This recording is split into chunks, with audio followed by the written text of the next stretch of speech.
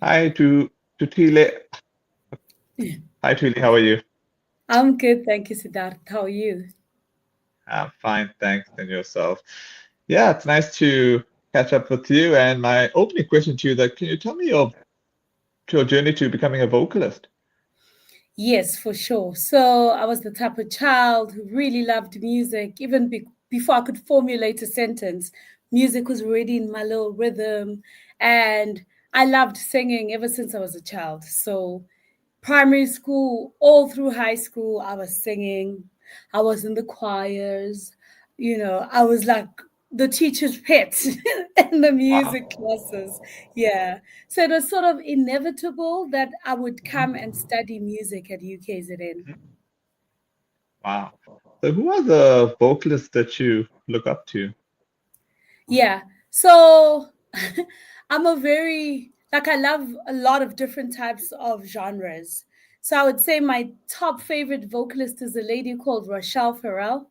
She's not that famous, but she's amazing. She's got a wide range, like wide singing range.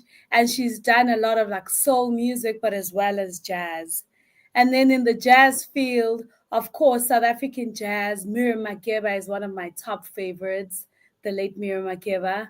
But there's also been amazing vocalists coming up in South Africa, the younger generations, people like Judith Sepuma, people like Liwa, and more recently, the Zoe Modigas and Malays of the world. Yeah. Okay. What have been your highlights thus far? Okay, so just a little bit about my journey. After coming to UKZN to study, Mhm. one of the first bands that I formed is an all-female jazz band called Heels Overhead. And with Heels, that's where I also did my first recording as a recording artist. And we've got two recordings. Our debut album, Could It Be? Just before we released the debut album, after having written it, we won the Yamaha Young Artist of the Year, which was pretty amazing and sort of a stamp, just telling us we headed to the right direction. And then we recorded and released the album, which was nominated for a South African Music Award. You know, Mhm. there's been a lot of tours and journeys. More recently in Europe, but one of my first tours that I ever did as a musician was with Heels in Eswatini. And there's just been so many highlights, but yeah, with the Go Band especially, and then more recently, I wrote and recorded music with a friend of mine, and we released it under the band name. And the album is called Sisingatiwe, which is also doing very well. We sort of wrote it through COVID, that whole journey coming into and out of COVID. So it's very motivational and inspiring music. All right. So Tulile, finally got Yeah, it right. Okay, here we go. there's a question for you in the comments here from Jithan Rishika. She asked you, hi Tulile, what made you choose music from every other interest? Rashika, I don't know if I had any other interest to tell you the truth. I was so music focused. Mhm. Someone may call it obsessed because even in my maths book or my science book, I'd have lyrics from my favorite songs that were playing on radio at that time. So yeah, when I announced to my parents that this is the choice I want after matric, I want to study music, they sort of saw it coming. Yeah. All right. What have been the lowlights, if any? Yeah. I would say the music industry is a very brutal industry. It's not just glitz and glams. There's a very few glitz and glams actually. It's a lot of hard work that you put in, a lot of money that you put in, even when you're recording. And it doesn't always like things have shifted, things have changed. Like when I grew up, I was listening to cassettes, CDs came along. So at least in the CD era, we were selling merchandise and you were also making money, not just from live performances, but also from selling merch. Now everything has gone online and everything is about streaming.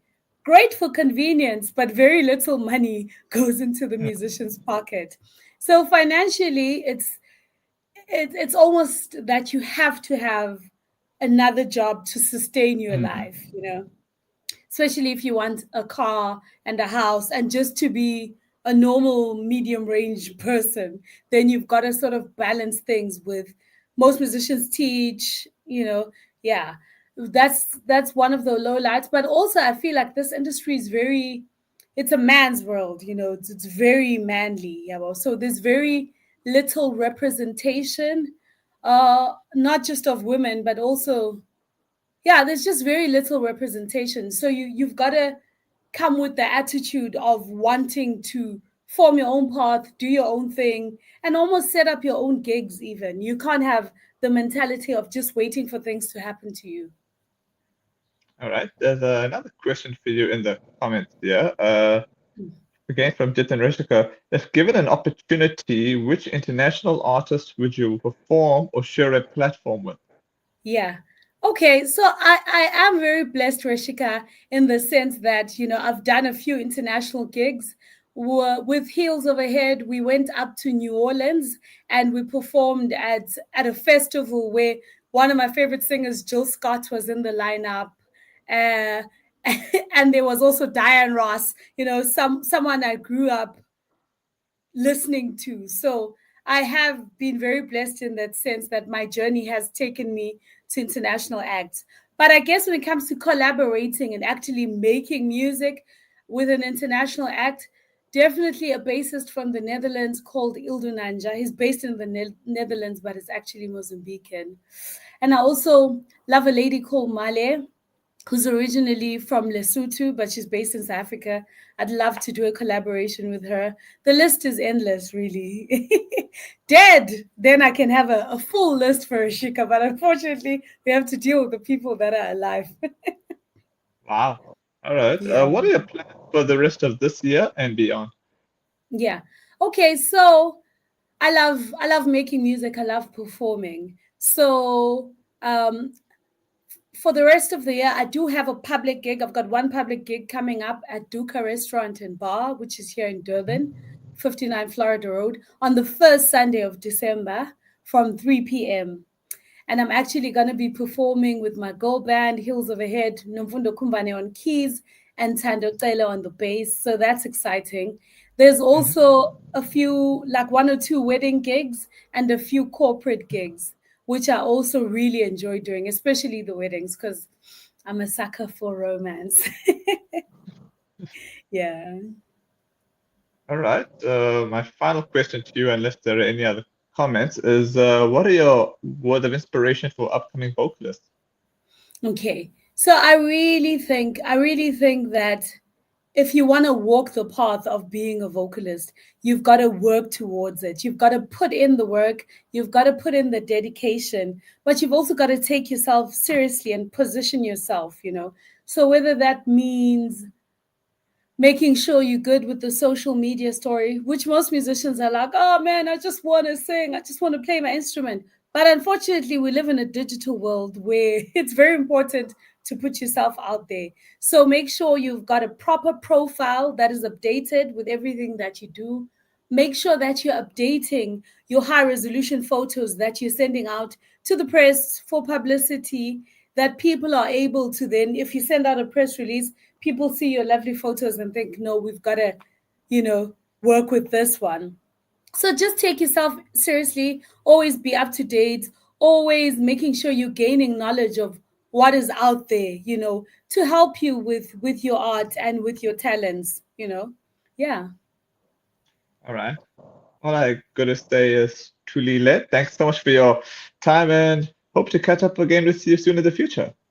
Thank you so much. That was wonderful. Thank you so much, Rishika, for the questions.